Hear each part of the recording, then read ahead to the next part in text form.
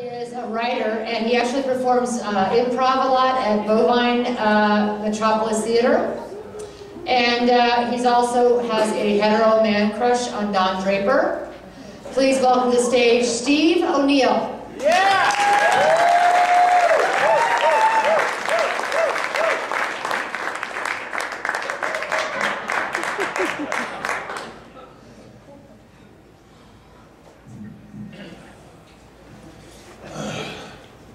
So, I have a confession. This weekend I engaged in overprotected sex. My mom called every 2 minutes to check in. It was stupid, I know. I got caught up in the moment and I wasn't thinking, but don't worry, I got tested and the results came back and it turns out the umbilical cord was attached years ago. So I'm good, don't worry. I really dodged a bullet with that one. Let that one sink in for just a little bit. No, but for real, I never really know how I'm doing when it comes to sex, you know, because we're rarely honest with each other about it, you know? Did you like that? It was nice. Have you ever heard a woman say no? I hated it. That was the worst sex of my life. I'd appreciate it if you never did that again. That never happens. You know what I mean? So I'm trying to change that. And I want to start administering a post-coital survey. Yeah? I want to get some feedback. It's going to have questions like, on a scale of 1 to 10, how much did you enjoy yourself? 10 being mind-blowing, 1 being repulsive. Did you reach orgasm? If not, why? It's important. And of course, this is the most important one, would you recommend me to your friends? If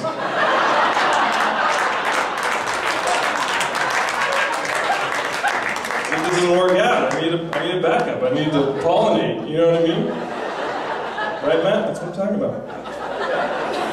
No, but for real though, why is finishing fast such a bad thing? I mean, we live in a society that embraces speed. We drive fast cars, we eat fast food, we want the fastest 4G network. But God forbid if I come within the first 30 seconds. I want to celebrate that shit. Boom, done, woo! Number 1. Good work out there. You did great. Here, fill out the survey.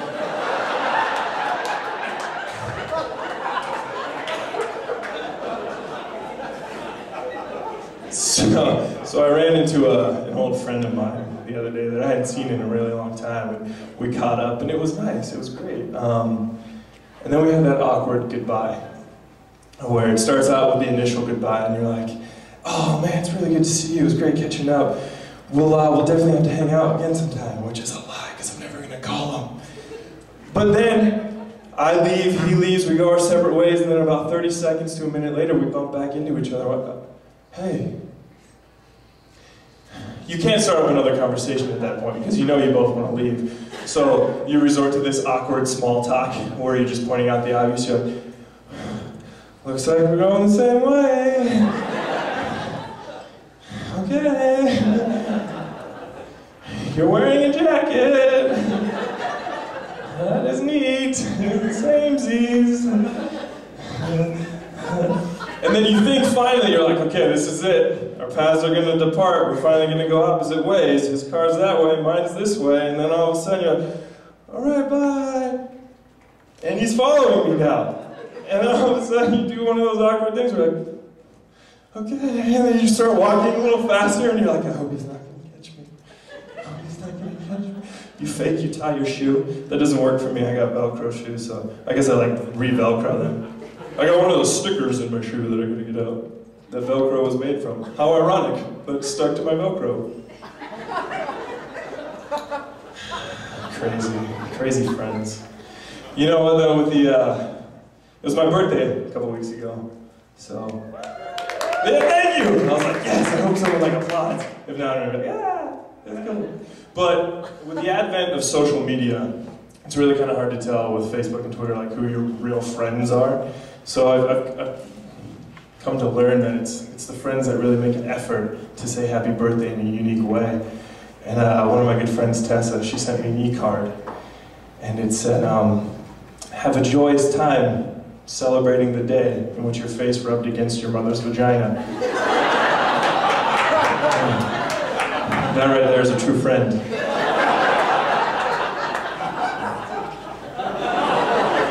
That was good.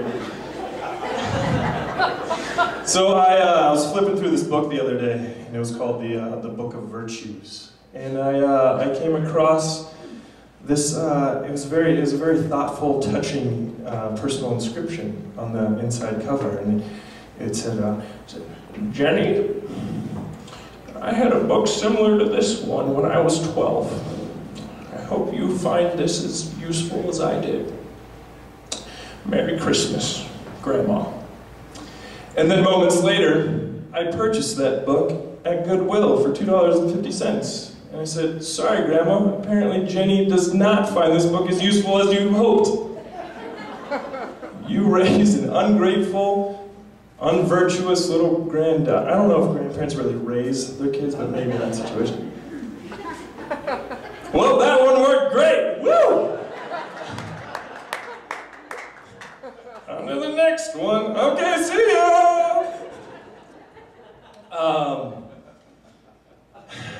So good friends, though, good friends, they are hard to come by, and they're always honest with you. And I appreciate that honesty. And one of my good buddies came up to me the other day and he's like, you know what, man, this is hard for me to say, but you're the friend that farts. I was like, no, dude, that can't be true. It just can't. So I looked back on my life and I was like, maybe it is. This is a true story. It's kind of embarrassing for me to tell, but my flatulence got so bad I actually safety pinned dryer sheets to my boxers in an attempt to filter it. Doesn't work! Myth busted! Don't worry about seeing that one on television.